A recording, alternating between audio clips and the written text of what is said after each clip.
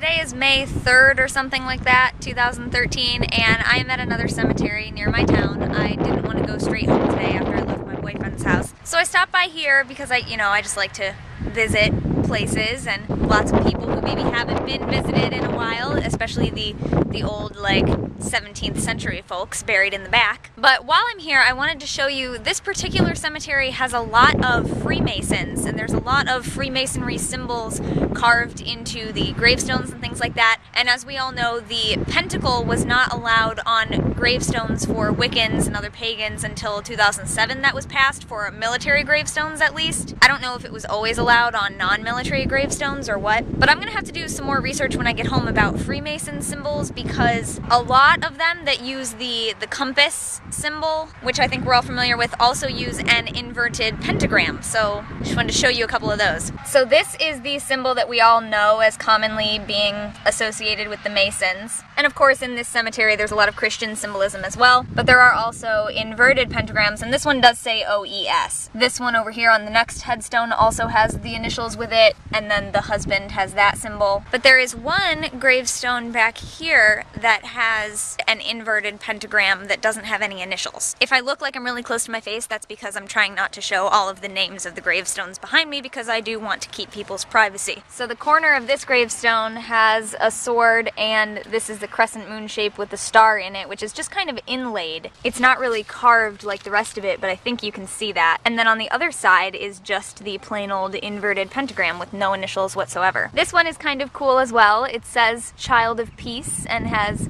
peace signs on the top. There's also a cross in the middle of it. Here's another one. And then right next to them, this one, which is the inverted pentagram with a bunch of symbols in it. I know I've seen this before and I don't remember exactly what all it stands for, but there's a chalice and a candle, an altar maybe with a book on top. The grass also looks really nice here because there's all the yellow dandelions, but there's also these violets. At least I believe they are violets. I'm not entirely sure. And then there are the little white flowers. But yeah, seriously, the most Freemason symbols I've ever seen in one cemetery are at this one.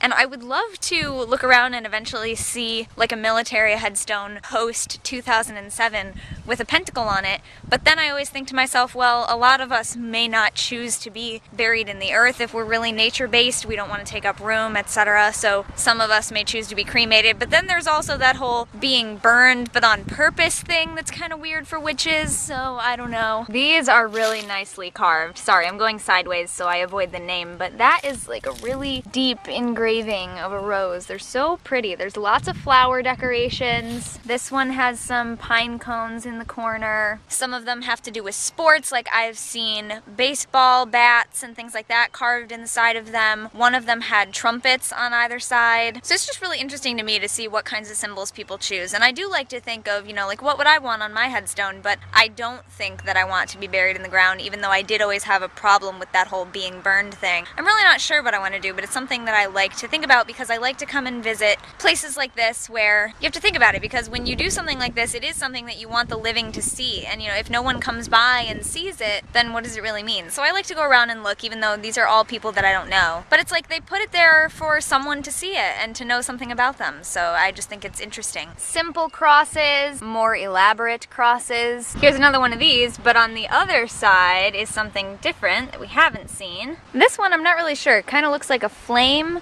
with rays coming out around it, and then there's like just this ivy goodness all around it. Lots of big beautiful trees providing shade in this one. Oh, hello wind. This one just has a column carved into one side of it as a decoration. This one's got a great big one engraved into the top portion where a lot of people have their last name, their surname's initial carved at the top in some fancy manner, but this one doesn't. This one, it's kind of like what's left of a mausoleum or a tomb-like thing, and there's grass growing on the top of it, so you can actually walk up this hill and walk straight onto this level and sit on top. And now I've gotten all the way back around to this one, which there's this beautiful carving of a horse and a little foal with the symbols underneath it. And this drawing is actually by the woman who is buried here. It's a husband and wife, and it says that the drawing is by the wife. Here, the other side of it has different ones. This one's got a different horse, a Bible and cross and some flowers. And then there's symbols all around it. These are ones that I don't really know what they are. Cross with the crown, and oh, okay, there's another sword and crescent moon and star things. And there's the eagles again. A lot of the headstones here also have this together forever thing, and they may or may not have interlocking rings. This one though is cute because there's that, and the other side, boxy. There we go, there's another one. There's lots of interlocking rings. There's another one somewhere that just has 3 interlocking rings on the husband's side, and then on the wife's side it has 3 interlocking rings going vertically with a dove and a crescent moon and the letter R. I don't know what that means at all. Hearts and roses, gone but not forgotten.